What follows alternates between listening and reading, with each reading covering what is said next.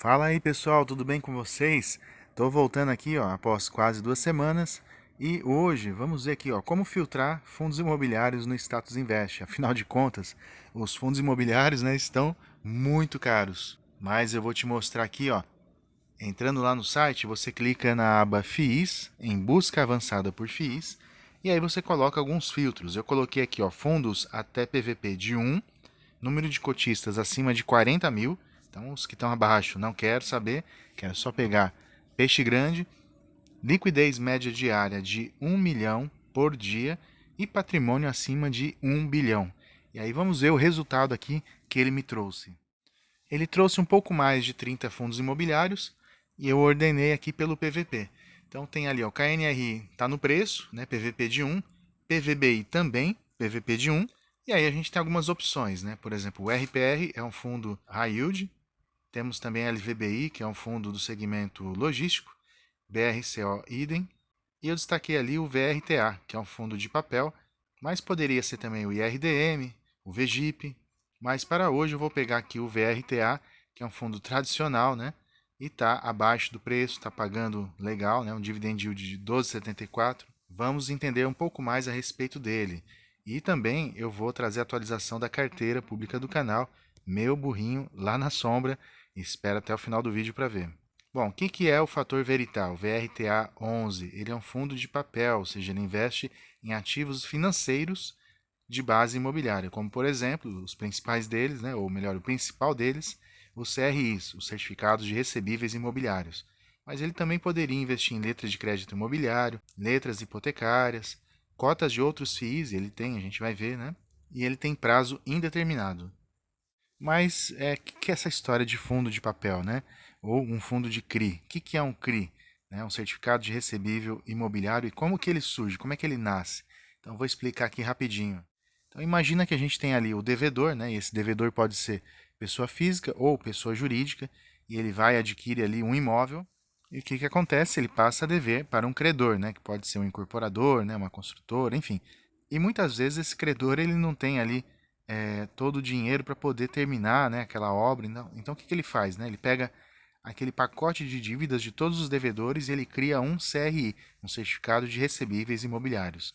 Ele pega esse pacote todo e o que ele faz? Ele passa para uma securitizadora. Sim, e em muitos casos a securitizadora já adianta para o credor o valor total aí dos recebíveis, né? Tudo que ele deveria receber no período X de anos. E o que a securitizadora faz? Ela passa esses títulos para um investidor, como por exemplo um fundo imobiliário. E aí, se você tem cotas do fundo imobiliário, você recebe o fluxo de pagamento lá da ponta, lá do devedor, né? Que, como eu disse, pode ser uma pessoa física, pode ser uma empresa, enfim. Em resumo, e muito porque simplesmente, é isso aqui. E o que é o VRTA? O VRTA, então, ele é um fundo de papel, né? Que ele investe em títulos de dívida imobiliária. Hoje ele está sendo negociado R$ 92 cada cota dele. E aí, se você compra uma cota, você tem direito a receber uma parte ali, né, desses pagamentos. Vamos mostrar já já. Essa cotação no último ano, ela desceu, subiu um pouquinho, mas ela está negativa ainda, em 4%. Porém, o dividend yield, ou seja, o rendimento dos dividendos que ele paga, deu mais de 12%, quase 13%, como a gente vê aí mais ao centro. O valor patrimonial da cota é de R$ 93. Como ele está sendo negociado a 92, ele está um pouquinho abaixo, né? Que é o PVP de 0,98. Significa que ele está 2% abaixo do valor dele, está com um pequeno desconto. Mas o patrimônio total do fundo, né, de todos os títulos que ele possui, supera aí a casa de 1 bilhão e 460 milhões de reais. Portanto, um fundo muito grande, né, muito importante. E é um fundo que já está há mais de 10 anos no mercado, muito tradicional. São 121 mil cotistas, 121 mil investidores, e o que faz com que a liquidez média diária dele seja grande, ó, quase 2 milhões por dia. A negociação dele todos os dias lá na bolsa, pelo menos considerando aí os últimos 30 dias. E o último rendimento dele, para quem tinha uma cota, foi de 92 centavos. Então você vai lá, compra uma cota por 92 reais. O último rendimento foi 92 centavos. Então deu um rendimento aí praticamente de 1%. Muito bom, né? A data base dele é no final do mês, ou seja, se você compra ele até o final do mês, até o dia 15, no máximo ali do mês subsequente, você vai receber esse valor por cota. Quanto mais cotas você tiver, obviamente você vai receber mais. E aqui a gente vê os dividendos dele ao longo dos últimos 5 anos, né? Então 2020 foi meio atípico, né? Alguns meses caiu bastante.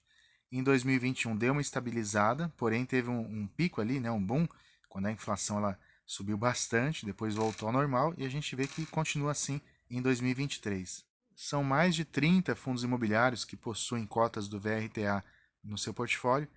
Aqui tem alguns deles, né? Destaque para o ALZR e também o HGLG. São fundos de tijolo, mas que têm cotas do VRTA na carteira.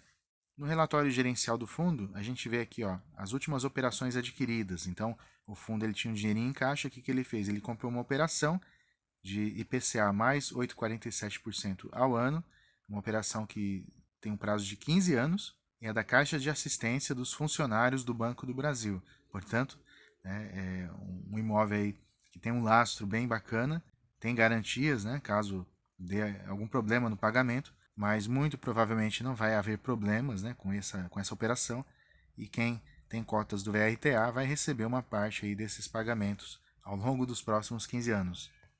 Quais são os setores, né? Então temos aqui, ó, ele investe em setor de construção civil, alimentos, fundos de papel, logística, agropecuária, enfim, são os principais aqui setores, né?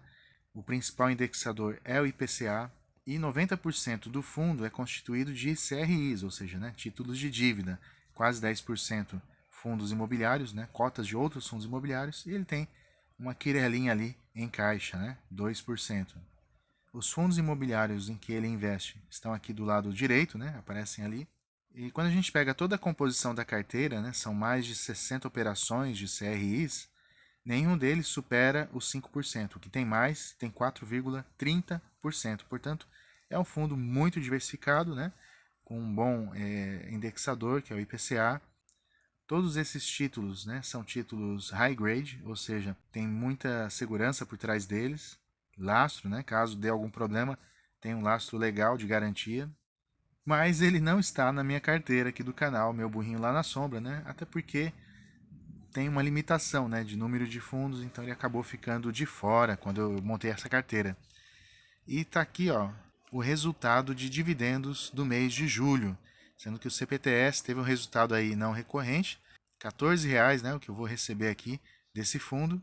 O Tigar está quase na casa dos 10, né? E depois vem os outros fundos imobiliários, então um total de R$ 97,57. Mês que vem, só com os fundos imobiliários, certamente eu vou passar dos R$ 100. No mês passado passei, foi 131, mas tinha dividendos de ações também. Eu vou te mostrar quais ações eu tenho. Olhando para os proventos aqui, ó, em todo o período, né, a gente vê que eles vêm aumentando.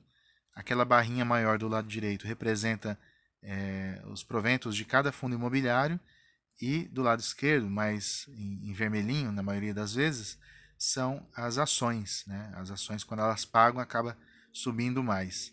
No período total aí de 15 meses, eu recebi R$ 867 em dividendos, né? 834 nos últimos 12 meses, e só nos últimos 6 meses foram R$ 606, ou seja, é o efeito bola de neve, né?